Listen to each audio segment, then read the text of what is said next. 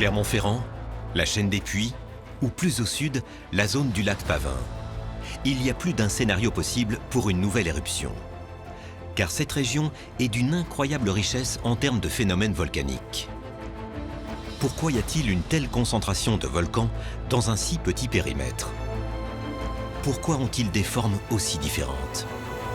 Pourquoi certains sont-ils plus menaçants que d'autres?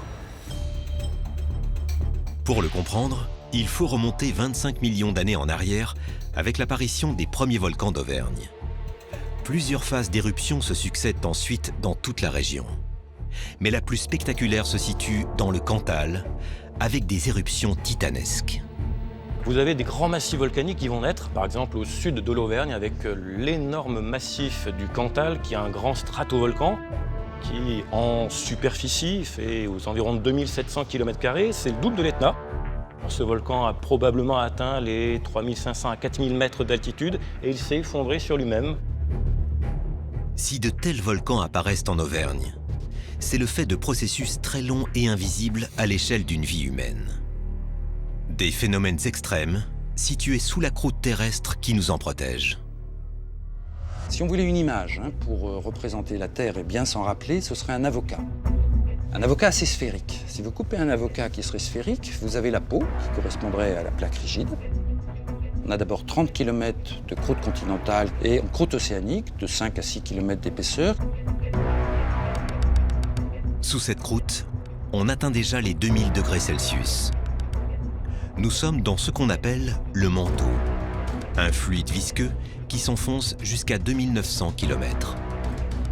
À cette profondeur, le thermomètre atteint les 3500 degrés. Et puis ensuite, on a le noyau de la Terre, constitué essentiellement de fer et de nickel, jusqu'à 6377 km, qui est le centre de la Terre. On a des températures de 5500 degrés Celsius, donc des températures vraiment extrêmes. Si un volcan peut surgir à travers l'écorce de cette planète, c'est parce que le manteau situé à l'intérieur de la Terre n'est pas figé. Le manteau fluide, c'est une sorte de pâte à modeler très dure, qu'on appelle un fluide visqueux. C'est sur ce fluide visqueux en fait, que se déplacent les plaques rigides. Les roches du manteau bougent très lentement et entraînent l'écorce terrestre située au-dessus de quelques millimètres ou quelques centimètres par an. Très peu, mais avec d'énormes conséquences à l'échelle du temps géologique. C'est ainsi qu'un seul et énorme continent s'est progressivement morcelé. Les différentes plaques se sont déplacées, se sont à nouveau divisées ou sont entrées en collision, façonnant continents et océans. Ce qui est entré en jeu au niveau de l'Auvergne, c'est le mouvement de deux de ces plaques, les plaques africaines et européennes. La plaque africaine dérivait vers le nord depuis longtemps. Et dans la phase la plus récente, elle a fait disparaître un ancien océan et provoqué la formation des Alpes. Si vous prenez l'image d'un bateau, c'est comme si vous aviez la quille du bateau qui s'enfonçait au fur et à mesure que les Alpes s'élèvent. Et en coulant, cette quille a étiré la plaque terrestre voisine. On amincit en fait la plaque, elle s'étire et on crée une grande faille. On a un grand fossé dit d'effondrement. On voit très bien à Clermont-Ferrand l'effondrement de cette portion de l'écorce terrestre qui correspond au bassin de la Limagne, qui est étroit, qui fait 30 à 35 km de large. Si le mouvement de ces plaques s'était poursuivi, Clermont-Ferrand n'aurait jamais vu le jour.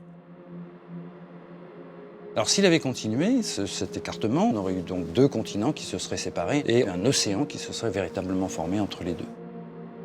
Le processus de chevauchement des plaques s'est donc arrêté. Mais ses effets se sont fait sentir des millions d'années après, avec une lente remontée de magma dans toute la région. Quand vous avez une plaque tectonique et que vous commencez à l'amincir, vous faites remonter du manteau vers la surface. Ça fait fondre les roches. Et donc vous avez à ce moment-là du magma qui se crée et qui remonte vers la surface. Cette remontée s'est d'abord faite sous le fossé d'effondrement de la Limagne, puis dans des zones voisines. Au niveau de la chaîne des Puys, le magma a profité de la présence de failles très anciennes. On estime qu'en fait, il y a des roches du manteau très profondes qui ne sont pas remontées exactement sous le fossé d'effondrement, mais un peu à côté, ce qui a donné donc le stratovolcan des Monts d'Or et puis la chaîne des Puys. Une chaîne de volcans pleine de diversité et son fossé d'effondrement voisin non recouvert par l'océan. C'est ce qui a valu à ce site l'inscription au patrimoine mondial de l'UNESCO. On a un instantané, on a un stade de la tectonique des plaques qu'on ne voit en très peu d'endroits du monde et qui ici est en plus en miniature. Ça, c'est vraiment exceptionnel. Ce panorama d'exception s'est construit sur des dizaines de millions d'années. En apparence, il a l'air définitivement figé. Mais que se passe-t-il vraiment sous la chaîne des puits? Y a-t-il encore du magma prêt à refaire surface à tout moment?